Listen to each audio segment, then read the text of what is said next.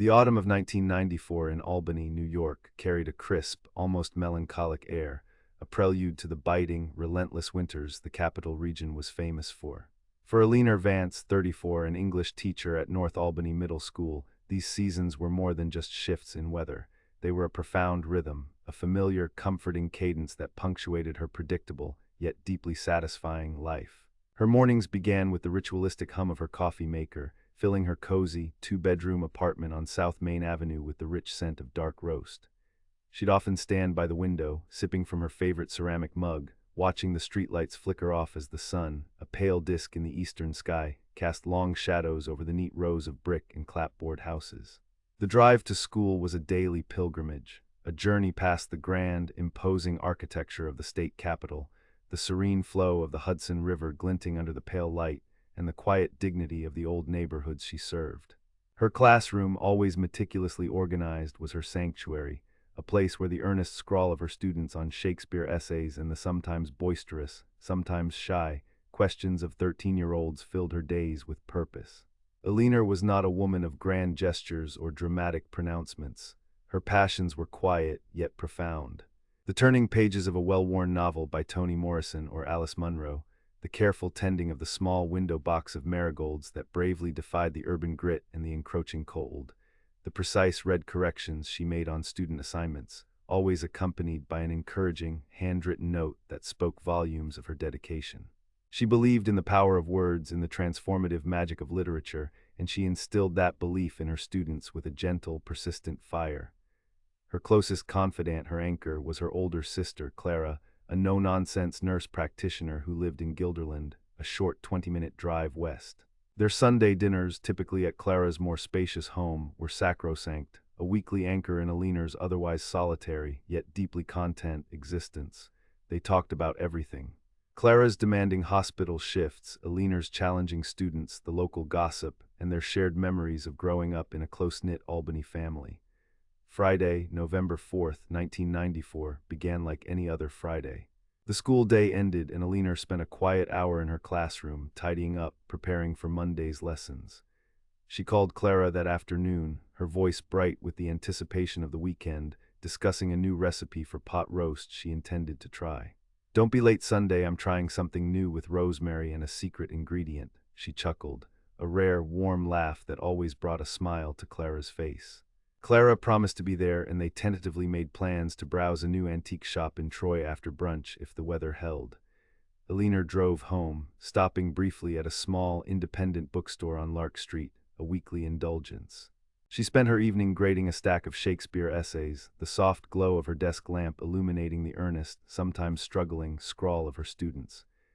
She probably made herself a cup of Earl Grey tea, perhaps read a few chapters of Beloved, her current favorite, before turning in early. She left a small table lamp on in the living room, a habit she'd picked up from her mother, a silent beacon against the encroaching night. Saturday passed without incident, or so Clara initially thought. She called Eleanor a few times, leaving messages on her answering machine, a clunky beige device that dutifully recorded greetings and requests. A faint, almost imperceptible unease began to stir within Clara. Eleanor was meticulously punctual, especially with returning calls, a trait instilled by their equally fastidious mother. By Sunday morning, with no word, no call back, Clara's faint unease had blossomed into a cold, hard knot of dread. It was uncharacteristic. Eleanor never missed Sunday dinner, never. Clara drove to Eleanor's apartment, the familiar brick building looking deceptively calm and unremarkable under the heavy, overcast sky. A few fallen leaves swirled in the gutters. Eleanor's beige Nova, a reliable if unglamorous vehicle, was parked in its usual spot in the small driveway. The living room lamp was still on, a silent, unblinking testament to the previous night, now rendered eerie by the midday light. Clara, a woman who prided herself on her composure, felt her hands tremble slightly as she retrieved her spare key from her purse. The lock clicked, the door swung inward, revealing an apartment that was, to her trained eye, disturbingly undisturbed. A half-empty mug of tea sat on the coffee table next to an open copy of Beloved, a bookmark tucked halfway through. The graded essays were neatly stacked on Eleanor's desk. Her purse and keys were missing from the small bowl by the door where she always left them. But her heavy wool winter coat, the one she always wore in November, was still hanging on the coat rack. No forced entry, no broken windows, no overturned furniture, no signs of a struggle. It was as if Eleanor had simply walked out into the crisp Albany air, perhaps just for a moment, and vanished, leaving behind the quiet order of her life, a life abruptly truncated. The silence in the apartment was deafening, a physical presence that pressed down on Clara, chilling her to the bone. The Albany Police Department received Clara's distraught, almost incoherent call by Sunday afternoon. Detective Richard Miller, a man whose face was etched with the grim lines of countless unsolved cases, was assigned. He was a veteran, a methodical investigator with a quiet intensity, known for his relentless pursuit of facts. His initial assessment of Eleanor's apartment, conducted with his junior partner, Detective Lena Petrova, a sharp, observant officer, confirmed Clara's chilling account, a profound, almost surgical absence of disturbance. "It's almost too neat, Lena," Miller muttered, his voice low, as they walked through the quiet, orderly rooms. "No one just leaves a life like this behind without a trace. Not without some kind of indication." Uniformed officers meticulously processed the scene, though there was precious little to process. No fingerprints that weren't Eleanor's or Clara's, no foreign hairs, no suspicious fibers. Neighbors were questioned. Mrs. Henderson, 2 doors down, a woman known for her keen observations, recalled seeing Eleanor's Nova in the driveway Friday night, just as always. She hadn't seen Eleanor herself since Friday morning when she'd left for school. Mr. Jenkins, across the street, a retired city worker, remembered nothing out of the ordinary, just the usual quiet of the neighborhood on a Friday night. No strange cars idling, no arguments, no hurried goodbyes, no unusual sounds. Eleanor had no known enemies, no hidden past, no secret life that could offer a motive, no jilted lovers, no financial troubles. Her bank accounts were untouched. Her phone records showed only calls to Clara and a few colleagues at school. No new boyfriends, no recent trips planned.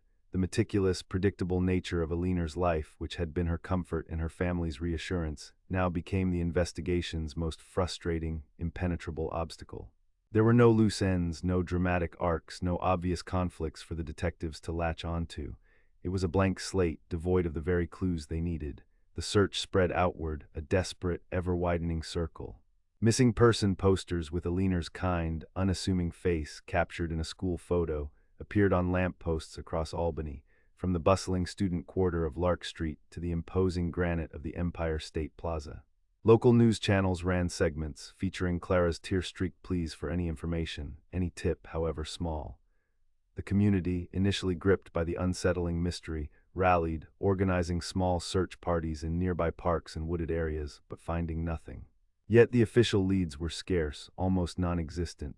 Without a body, without a suspect, without a clear scene of abduction or struggle, the case quickly became a frustrating, hollow echo in the police department's overflowing filing cabinets. Detective Miller would periodically pull Eleanor's file, its manila cover growing progressively thinner over the years, staring at her photograph, a silent, haunting challenge in her earnest eyes. Each time he'd close it, the weight of the unsolved heavy on his shoulders, a personal failure he couldn't shake. Clara, meanwhile, lived in a purgatory of hope and despair, keeping Eleanor's apartment just as she'd left it, a shrine to absence, dusting the untouched books, watering the now-dying marigolds. The years crawled by, each one dulling the edge of public memory, but sharpening the exquisite, unrelenting ache in Clara's heart. The Albany community, initially gripped by the mystery, slowly relegated Eleanor Vance's disappearance to the archives of urban legend, another haunting whisper in the upstate air, a story told in hushed tones, a local ghost. 9 years passed. The crisp autumn of 1994 had given way to 9 more cycles of seasons, 9 more brutal Albany winters that piled snow high and then melted into hopeful, fleeting springs. The capital region had continued its relentless march of progress. It was the scorching summer of 2003, and the air thrummed not just with the cicadas' song, but with the omnipresent roar of construction. A major infrastructure overhaul, the expansion of the Aminis 90/Aminis 87 interchange, that sprawling, vital tangle of concrete and steel near the town of Guilderland and the Albany suburb of Colony, meant large swaths of previously untouched woodland were being cleared for new access roads, drainage systems, and commercial development. Acres of dense forest, long left to wild growth, were now being systematically devoured by heavy machinery. On a sweltering Tuesday morning in mid-July, the humidity a suffocating blanket, a bulldozer operator named Frank Rizzo, a gruff but experienced man in his late 50s, was working deep in a newly excavated trench. His machine cut a path through a particularly dense section of woods, a forgotten corner where the city's sprawl met untamed nature. Frank felt his powerful machine hit something softer than rock, a subtle give in the soil that was just wrong. He reversed, then nudged the blade forward again, carefully, his seasoned instincts screaming caution. As the earth shifted, a shape began to emerge from the churned soil, too regular, too undeniably human.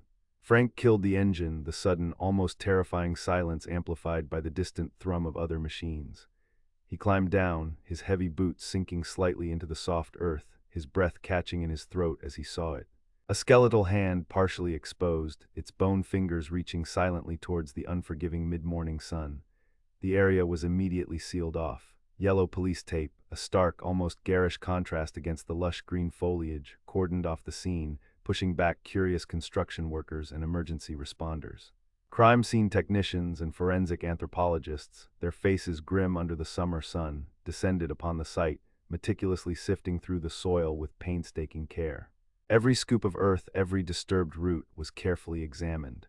It was evident the body had been buried in a shallow, hastily dug grave, then covered with leaves and debris, a desperate attempt at concealment, later compacted by years of natural settling, by the relentless cycles of rain and snow. The first crucial breakthrough came swiftly from the New York State Police Forensic Identification Unit. Through the careful examination of the recovered skull and its dental structure, a match was quickly made with old dental records on file, bringing a wave of shock and a grim sense of finality to the Albany Police Department. The bones, those silent witnesses, belonged to Eleanor Vance. The news reached Clara like a physical blow, a confirmation of her worst fears that still managed to flatten her with its brute force, yet also, paradoxically, a strange, painful relief that the unbearable waiting was finally, terribly over. A chapter, however dark, was finally closing, but the earth, in its silent way, had held more than just Eleanor's remains. During the meticulous excavation, painstakingly conducted over several days, tucked beneath the skeleton's left hand, forensic specialists uncovered a small, tarnished silver locket. It was distinct, bearing the elegant, flowing initials EV on one side and a tiny, almost imperceptible etching of a rose on the other. The very locket Clara had given Eleanor for her 30th birthday, a cherished keepsake. It was a heart-wrenching, undeniable confirmation, a tangible link to the vibrant woman she once was. No other personal effects were found, just this small, poignant token of a life brutally ended. Even more significant, however, was a discovery made deeper in the compacted soil just a few feet from where Eleanor's head had rested, a discovery that would blow the cold case wide open.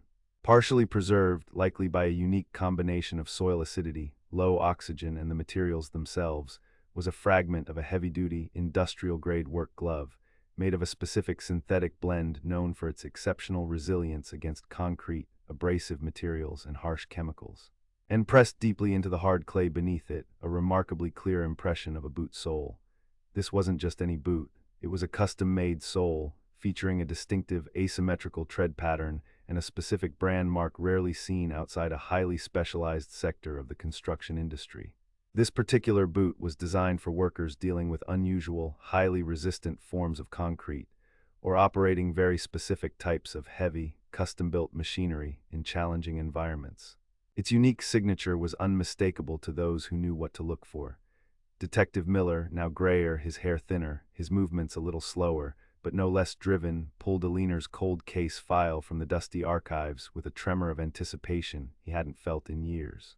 The original investigation had searched for a motive, for a personal connection, for a known assailant. Now, the earth had spoken in a language of forgotten objects and preserved imprints. The glove fragment and the boot print were not the subtle, ambiguous clues of a personal vendetta or a domestic dispute.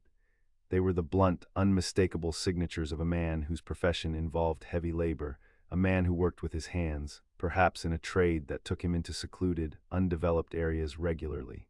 The renewed investigation was a focused, relentless hunt, fueled by the tangible evidence the earth had finally yielded.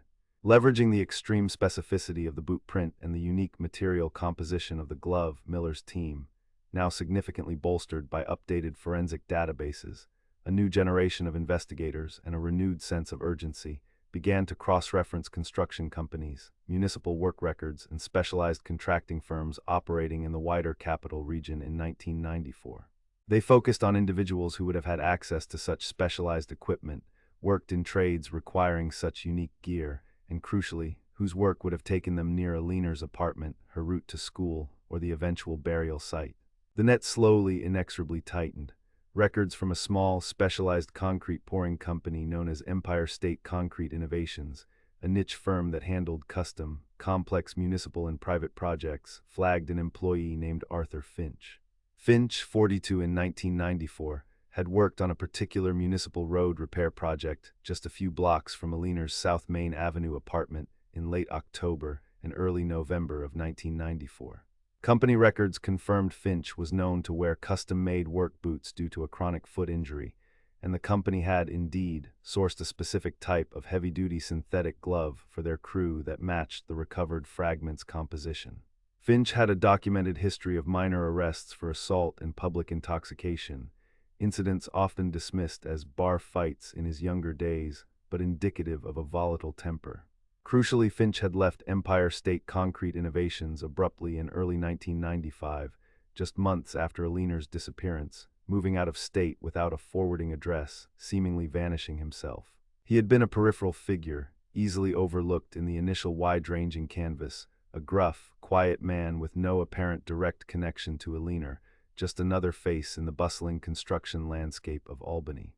The discovery of Eleanor Vance's remains, 9 years after her silent, terrifying departure from her orderly life, had not only finally given her a resting place, but it also, through the silent, patient language of the earth, provided the first real, tangible link to her killer. The initial investigation, hampered by the lack of a scene, the absence of a body, and the sheer randomness of the crime, had stumbled in the dark, unable to connect the dots. But the patient ground, slowly yielding its secrets, had provided a spotlight, illuminating a clear, chilling path towards justice.